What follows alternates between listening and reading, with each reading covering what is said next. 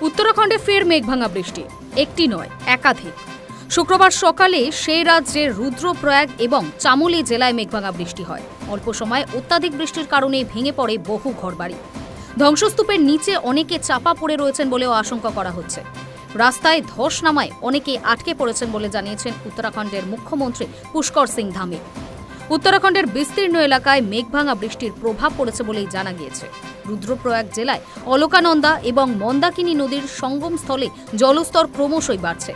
কেদারনাথ উপত্যকায় নদীর জলের তোড়ে ভেসে গিয়েছে একটি সেতুও।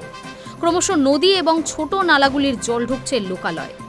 উত্তরাখণ্ডের মুখ্যমন্ত্রী জানিয়েছেন, ইতিমধ্যেই স্থানীয় প্রশাসন উদ্ধার কাজ শুরু করেছে। তিনি প্রশাসনিক আধিকারিকদের সঙ্গে যোগাযোগ রেখে চলেছেন বলেই জানিয়েছেন ধামি। মুখ্যমন্ত্রীর সচিবালয়ের তরফে প্রয়োজনীয় নির্দেশ দেওয়া হয়েছে রাজ্য বিপর্যয় মোকাবিলা দপ্তরের সচিব এবং জেলা শাসককে। মেঘভাঙা বৃষ্টিতে সবচেয়ে ক্ষতিগ্রস্ত হয়েছে রুদ্রপ্রয়াগ জেলার বাসু কেদার এলাকা আর চামোলি জেলার দেবল এলাকা। দেবলে এক দম্পতি জলের তোড়ে ভেসে গিয়েছে, এখনও তাদের খোঁজ পাওয়া যায়নি। ধ্বংসস্তূপে চাপা পড়ে কয়েকজন আহত হলেও তাদের সকলকেই উদ্ধার করা গিয়েছে। তবে অন্যত্র সবাইকে উদ্ধার করা গিয়েছে কিনা তা এখনও স্পষ্ট নয়। যে বাড়িগুলিতে জল ঢুকেছে সেখান থেকে বাসিন্দাদের সরিয়ে নিয়ে যাওয়া হয়েছে। ডুবে গিয়েছে রুদ্রপ্রয়াগের হনুমান মন্দিরও। Hi News network.